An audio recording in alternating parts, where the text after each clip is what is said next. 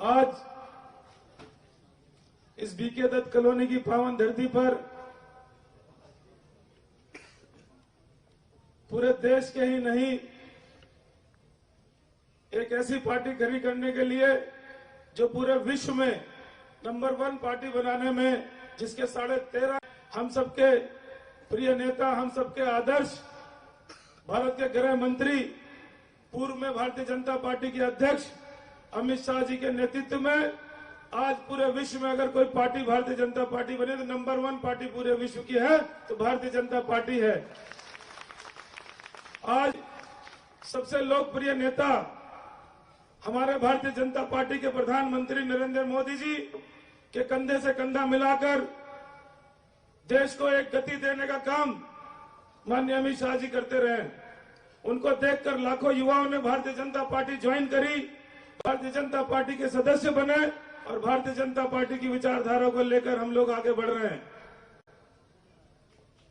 हमारे मंच पर उपस्थित यहाँ की लोकप्रिय सांसद, हम सबकी बड़ी बहन मीनाक्षी लेखी जी, उनका भी हम स्वागत करते हैं।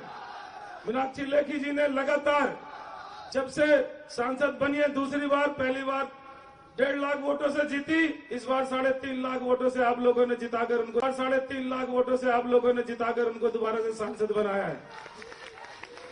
मंच पर उपस्थित राष्ट्रीय उपाध्यक्ष, दिल्ली के प्रभारी माननीय श्याम जाजू जी भी हमारे बीच में, उनका भी नई दिल्ली विधानसभा में स्वागत करते हैं।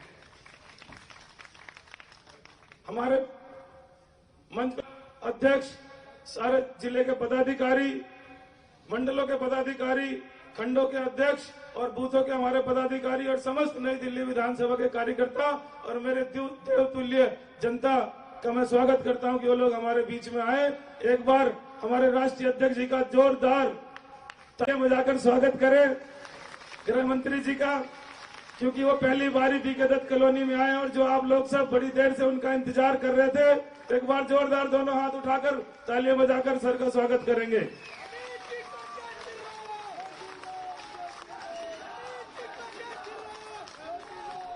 मैं अपने आप को बड़ा सौभाग्यशाली समझता हूं कि मैं भारतीय जनता पार्टी का कार्यकर्ता हूं।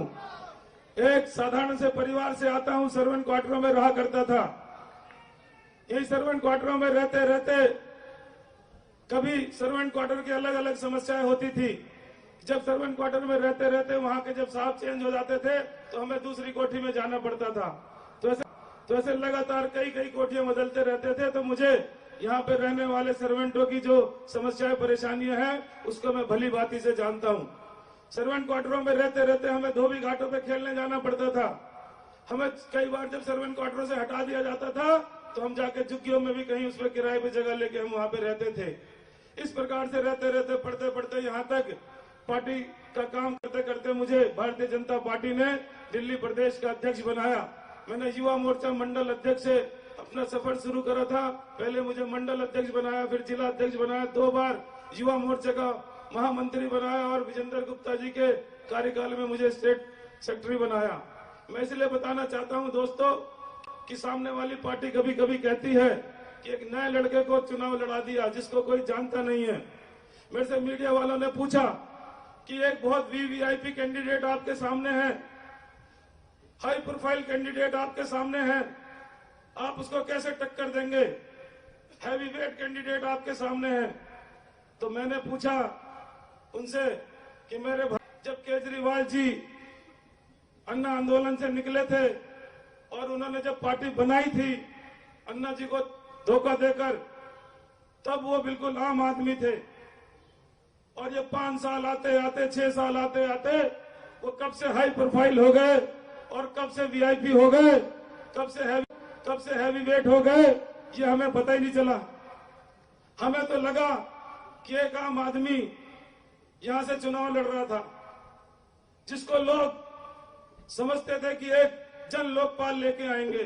एक आदर्श के नाम पे केजरीवाल को देखा करते थे लोग, लेकिन 5 साल आते आते केजरीवाल जी वीआईपी हो गए, केजरीवाल जी हैवी वेट हो गए। लेकिन यही नई दिल्ली की विधानसभा है जो शीला दीक्षित की सरकार के समय में, जब करप्शन बहुत तेजी से था, तब लोग कहा करते थे कि बहुत बड़ी हाई प्रोफाइल है शीला दीक्षित जी।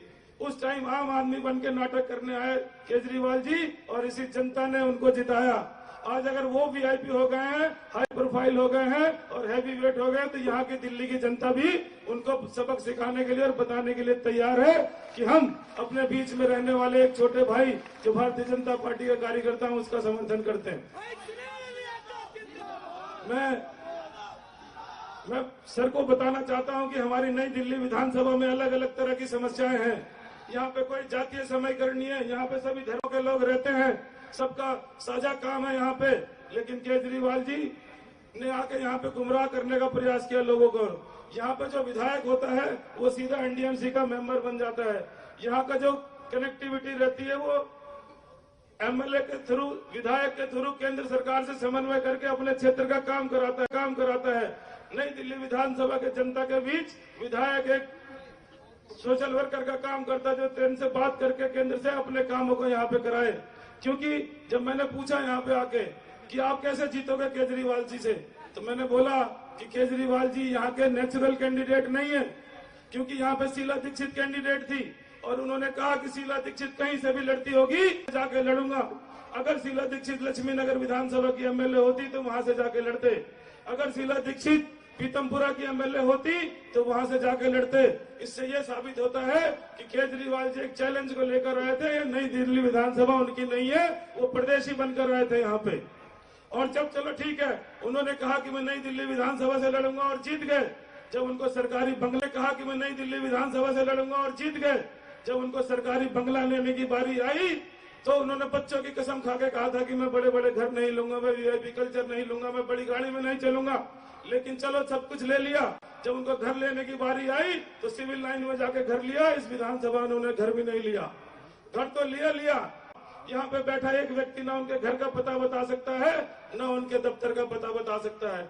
5 साल तक यहाँ की जनता उनका इंतजार करती रही कि कब केजरीवाल जी आएंगे, कब हमारे घर में किसी का जन्मदिन होगा तो हम अपने विधायक को इनवाइट करने जाएंगे, कब हमारे घर पे कोई फंक्शन होगा, ये सुख दुख का कारण बनेगा, ये कोर्ट कचहरी थाने की समस्या आएगी तो हम उनसे जाकर चिट्ठी लिखवाएंगे, हम सिफारिश करेंगे। जो विधायक होता है वो अपनी विधानसभा का संरक्षक होता है। उसको अपने इस तरह से कार्य करना चाहिए कि जैसे एक मुखिया अपने विधानसभा को अपने घर को संभाल के रखता है, उन्हें इस तरह से काम करना चाहिए था नई दिल्ली विधानसभा में। लेकिन वो झूठे वादों के लिए उन्होंने कहा कि मैं दिल्ली को लंदन बना दूंगा। वो बड़ी बड़ी बातें करने लगे, लेकिन क्षेत्र का ध्यान नहीं दिया और ये जनता 5 साल इंतजार करती रही। वो एक बार उन्होंने, हमें तो शर्म आती है कि नई दिल्ली विधानसभा के केजरीवाल जी एमएलए हैं, जब जेएनयू में हमारे नारा लगाते हैं कि भारत तेरे टुकड़े होंगे इंशाअल्लाह इंशाअल्लाह, भारत की बर्बादी तक जंग रहेगी जारी, अब जल हम शर्मिंदा हैं तेरे कातिल जिंदा हैं, उसका जाके समर्थन केजरीवाल जी करते हैं। उस दिन मुझे बड़ी से बड़ी शर्म आई कि केजरीवाल जी नई दिल्ली के विधायक हैं। अगर मेरा बस चलता तो मैं उसी दिन उन्हें उखाड़ के फेंक देता।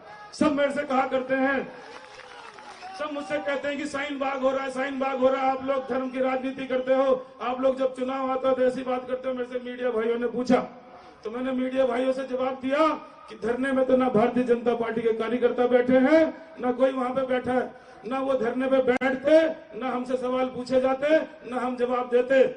जब वहां पे ये नारे लगाए गए तब हमें जवाब देना पड़ा। वहां पे जो नारे लगे उस नारों के बारे में आप लोगों को भी जानकारी होनी चाहिए। वहां पे चाहिए, हमें चाहिए आजादी, जिन्ना वाली आजादी। अब जेएनयू के नारों में और वहां के नारों में फर्क अगर नहीं है तो हम तो सवाल पूछेंगे। हम तो पूछेंगे भाई लोगों को कौन सी आजादी चाहिए, कब देश आजाद हुआ था, जिन्ना वाली आजादी कौन थी, जब हिंदुस्तान और पाकिस्तान बना था। सवाल आप लोग खड़े करते हो, जवाब हम देते हैं, क्योंकि हमारी राष्ट्रवादी पार्टी है। हमारा देश पहले आएगा, उसके बाद विधानसभा के चुनाव या किसी भी क्षेत्र के चुनाव तो आते रहेंगे और जाते रहेंगे। देश हमारा रहेगा तो हम सब लोग सुरक्षित हाथों में रहेंगे। और मुझे फख्र की बात, ऐसे प्रधानमंत्री हैं कि जो केवल विकास की बात करते हैं, सबको एकजुट करने की बात करते हैं। और जब अमित शाह जी लगातार देश को इकट्ठा करने के लिए काम करते हैं, उन्होंने कभी तुष्टीकरण की राजनीति करी गई। सवाल आप लोग खड़े करते हो, जवाब हमें देना पड़ता है। जो हमारे देश के टुकड़े करने की बात करेगा, जो हमारे देश को बांटने की बात करेगा, हम तो लोग खड़े रहेंगे।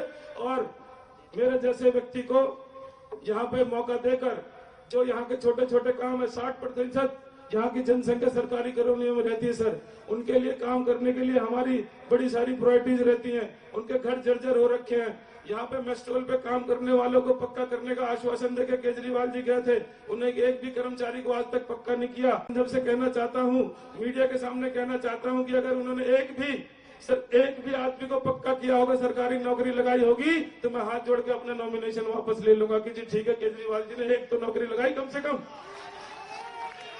वो कहा करते थे हमारे 6-6 महीने के लिए मेस्ट्रोल पे नौकरी लगा करती थी भाई साहब, 6-6 महीने के लिए नौकरी हमारे सर्वेंट क्वार्टरों में रहने वाले, झुग्गियों में रहने वालों को 6-6 महीने की नौकरी मिल जाती थी। वो 6 महीने की नौकरी करते थे, 6 महीने खाली भी रहते थे तो काम चल जाता था। उन्होंने वो मेस्ट्रोल की उपयोगिता यहाँ पे बंद कर दी। आज एक भी व्यक्ति को एनडीएमसी में मेस्ट्रोल नहीं लगा पाते। यहाँ पे बीके दत्त कॉलोनी में हमारी इंक्रोचमेंट, यहाँ पे बीके दत्त कॉलोनी में जगह जगह डीडीए के पार्क हैं, वहां पे इंक्रोचमेंट करने की कोशिश करते हैं, लेकिन हम लोग उनकी समस्याओं के बीच में खड़ते रहते हैं। आपसे इस विषय पे बहुत सारी चर्चा आप लोगों के आग्रह है, क्योंकि मैंने कहा था कि इस विधानसभा, क्योंकि केंद्र में सरकार है, यहाँ का विधायक एक डाकिया बनके, एक सेवक बनके केंद्र सरकार से बातों को अपनी रखेगा। और मैंने कहा था कि अगर मैं काम नहीं कर पाया इस विधानसभा में, तो कोई काम नहीं कर पाएगा, क्योंकि केंद्र में हमारी सरकार है। हमारे केंद्र के नेता गरीबों के बारे में सोचते हैं, दलितों के बारे में सोचते हैं, सबको एक साथ, क्योंकि अंत्योदय ही हमारा काम है। जो सबसे पिछड़ी पंक्ति में रहता है, उसके विकास के लिए सबसे पहले अगर कोई पार्टी सोचती है तो भारतीय जनता पार्टी सोचती है। बहुत सारे काम मुझे बताने थे, छोटी छोटी सभाओं में बात करेंगे, बहुत सारी चीजें करनी थी, लेकिन सर को तो किसी एक आगे कार्यक्रम में जाना है। यहाँ पे आए, हम लोगों का मनोबल बढ़ाया, हमें आशीर्वाद देने के लिए माननीय अमित शाह जी का मैं तहे दिल से धन्यवाद करता हूँ। बहुत बहुत धन्यवाद। भारत माता की, भारत माता की।